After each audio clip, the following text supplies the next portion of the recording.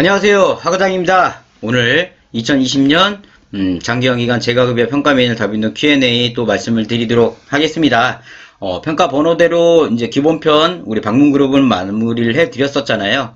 그 뒤에 제가 지금 이 Q&A 사례집을 말씀드리고 있는 거는 평가 준비하시면서 매뉴얼이 없는 내용들이 이 Q&A 사례집에 있다고 봐주시면 되세요. 우리가 궁금한 것들 이런 것도 알고 가셔야 평가 준비하는 데 있어서 도움이 되기 때문에 이 부분을 먼저 말씀드리고 이 Q&A 사례집이 끝나면 그 다음에 응용편이 올라옵니다. 응용편이 올라오면 이제 작성법이나 이런 것들이 올라오기 때문에 천천히 순차적으로 들어주시면 되세요. 아셨죠? 자, 그럼 우리 다빈도 Q&A에서 다음 질문을 또 보도록 하겠습니다. 자, 사례관리입니다. 사례관리.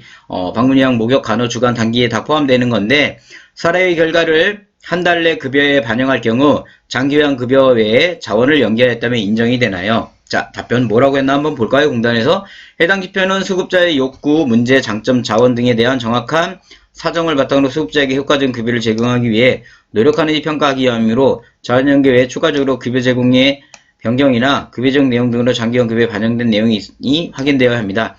이 말은 뭐냐면, 그러니까 사례 회의를 진행을 했고 단순히 자원 연계만 했다고 인정하는 게 아닙니다. 사례 결례하면 그 한 달 급여를 급여 계획에 반영해야 된다는 얘기인 겁니다. 우리 급여 제공 계획서 있으시죠? 그 급여 제공 계획에 내용을 반영을 하고 그 급여 제공 계획에 반영된 실천 결과로 자원 연계가 들어왔다면 좋은데 단순하게 급여 계획 없이 자원 연계만 했다면 계획이 빠져버리는 거잖아요. 그래서 안 된다는 얘기인 겁니다. 반드시 사례 관리 진행하고 나서는 한 달 내내 급여 계획에 반영해야 된다는 거 꼭 알고 넘어가셔야 되는 겁니다. 자, 다음 항목은 방문 목욕에만 해당이 됩니다. 방문 목욕에만. 그죠? 자, 질문 볼까요? 야, 욕조를 사용하지 않고 목욕 의자를 사용하는 경우에도 소독을 해야 하나요? 예, 당연히 해야 됩니다. 그죠? 다만 욕조를 구비하고 있으나 욕조를 사용하지 못하는 경우에는 입용 목욕, 목욕 의자 사용 불가한 사유에 대한 기록을 확인하여 인정한다. 웬만해서 그냥 소독하세요.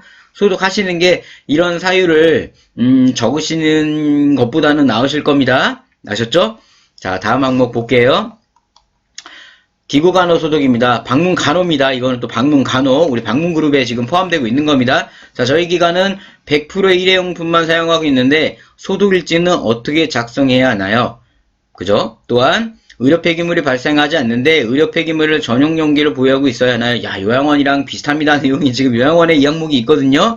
답변 볼까요? 간호기구가 전부 일회용품만 있는 경우 소독 여부는 확인하지 않으나 유통기간이 유효한지 현장에서 확인할 평가합니다. 지금 뭐냐면 소독 여부는 왜냐면 일회용품은 뜯으면 버려야 되잖아요. 그러니까 뜯지 않고 밀봉된 상태로 있다면 소독 유무는 상관이 없고 그 대신에 유효기간이 거기 적혀있을 겁니다. 유효기간이 넘어가면 폐기하셔야 된다는 겁니다. 이해되셨죠?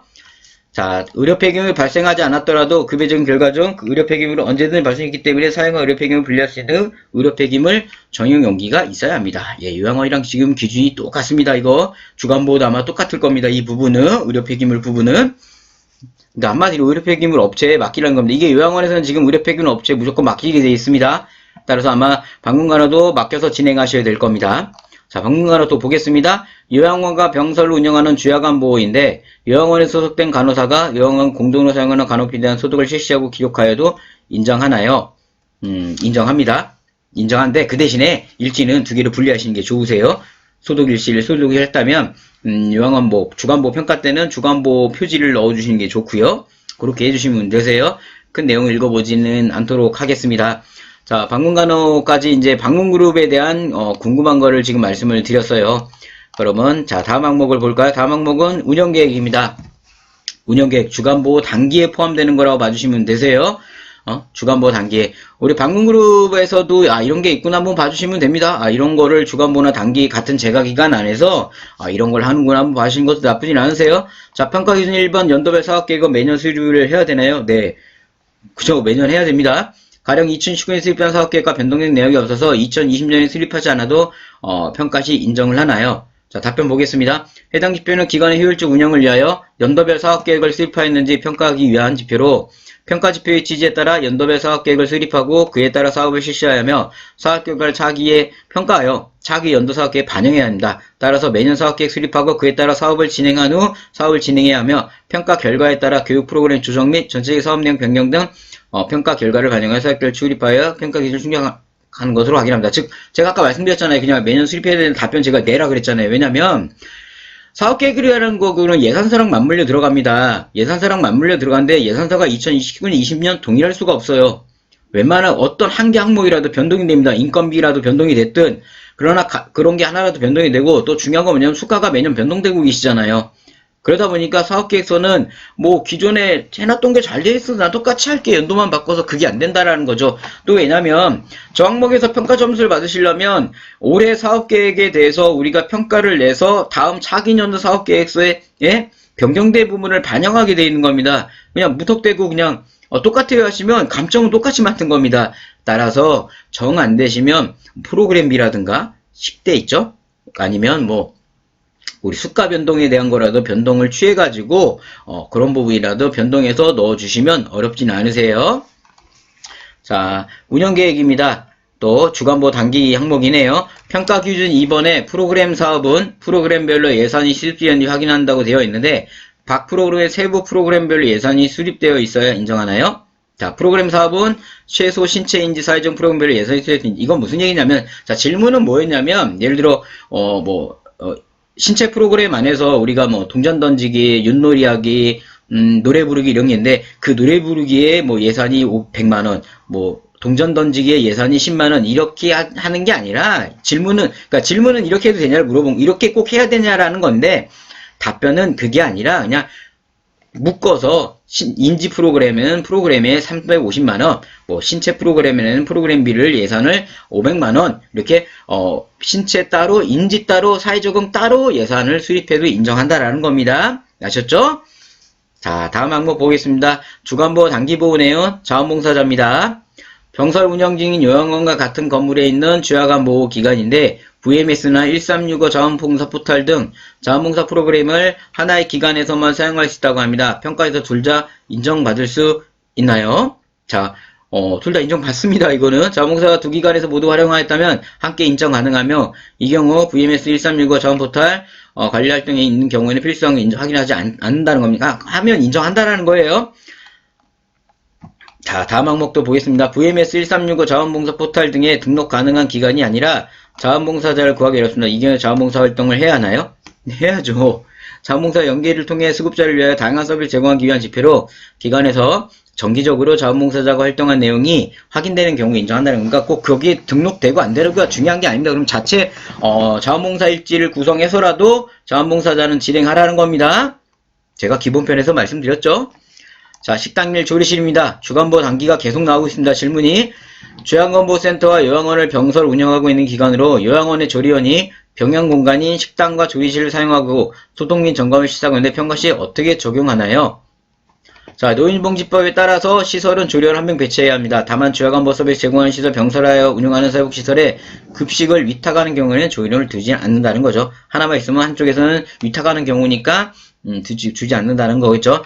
다만 병영용인 식당 및 조리실은 해당하는 주간보센터와 영을 공동관리 책임이 필요하므로 평가인 섬에 주방 및 주방집기류 소독을 주일에 이상 실시하는지를 주간보에 등록된 직원이 점검하였으면 확인되어 평가시 인정한다라는 거겠죠. 무슨 얘기냐면 이렇게 조리실 안에 우리가 그 위생점검 일지 작성하시는 거잖아요. 그러면 그냥 주간보에 등록된 직원이 점검을 하시라는 거예요. 그거를 굳이 뭐 또 요양원에 있는 조리실 인원이 점검한 걸로 보여주면 감점이고, 그래서 한마디로 똑같은 서류를 분리해서 각각 하라는 얘기인 겁니다. 내용만 말은 많았지, 그죠? 자, 다음 항목 보겠습니다. 식당 및 조리실인데 주간 단기에 또 해당이 되네요. 전량 위탁급식으로 식사를 제공하고 있는데 해당 지표는 어떻게 되나요? 네, 그 위탁 업체에 대한 계약서, 아마 계약서랑 영양사 자격증, 그 다음 계약기간 안에 있는 유효기간 이런 것들이 만족이 되면 인정이 됩니다. 자, 답변 볼까요? 간식과 식사 전량을 외부업체에 제공받고 있어 기관의 식품 및 식재료가 하나도 없고 주방과 집기를 전혀 이용하지 않는 경우 식당 및 조리실 지표는 충격 인정합니다. 단 위탁업체 직원이 기관 내 조리실을 이용하여 식사를 제공, 그럼 기관에서 한번 조리하면 준비하라는 거고, 기관에 우리 조리 안 하고 있다 그러면 충족된 걸로 인정한다는 겁니다. 말이 길었죠? 간단하게 말씀드린 거예요. 자, 감염관리 활동까지 말씀을 드릴게요. 평가 기준 4번에서 전문소독제를 사용한 소독만 인정한다고 했는데 전문소독제는 무엇인가요? 전문 소독제는 살균과 살충의 효능을 갖고 있으며 식약처에서 인정받아 시중에 유통 중인 소독제를 의미합니다. 기본편에 설명을 드렸습니다. 그 정도 쓰시면 되세요. 너무 복잡한 거 하지 마시고요. 근데 이게 아마 요양원에서 올해 요양원 평가잖아요. 요양원에서 이걸 전문업체만 맡기면서 인정하는 거, 자체 소독을 인정 안 하게끔 바뀌었습니다. 아마 그러다 보니까 내년 2021년도부터 재가기간 주간보호나 단기 같은 경우도 아마 전문업체 정기소독만 인정되게끔 아마 바뀔 예정일 것 같습니다. 연동돼 들어간다면요. 근데 지금은 자체 소독도 인정을 합니다. 자, 감염관리 활동입니다. 똑같이 주간보호 단기입니다. 운영 평가기준사에서 전문업체 소독을 하고 있는데 저희는 병설 운영진 복지관에 전액 지출하고 있습니다. 지출 증빙서류는 똑같습니다. 똑같은 왜냐면 복지관에서 지출하는 거기 때문에 그 지출했다라는 것만 계약서, 소독증명서, 지출 내용을 확인하면 인정을 하는 겁니다. 자, 오늘 직전 평가했던 2019, 2020년 재가장교양기간 다빈도 Q&A 또 말씀을 드렸습니다. 이런 조그만 아마 전체적인 궁금한 것들을 지금 풀어드리고 있는 거고요. 이게 마무리되면 이제 저희 카페에 또 저한테 이메일로 개별로 질의했던 것들을 또 모아서 이거는 좀 더 실무적인 질문이 되겠죠. 이건 좀 대외적인 질문이다 보니까 대놓고 AM적인 질문은 못했을 거고요. 근데 이제 대내적인 질문은 그러니까 좀 조그맣게 우리끼리 아는 질문을 또 모아서 말씀을 드리도록, 이런 Q&A 질의응답이 되게 중요한 겁니다. 이런 거 같은 경우가 매뉴얼도 중요하지만 이런 것도 중요하기 때문에 놓치시면 안 되세요. 자, 아셨죠? 자, 오늘 또 교육을 마무리하도록 하겠습니다. 좋은 하루 보내세요. 하과장이었습니다.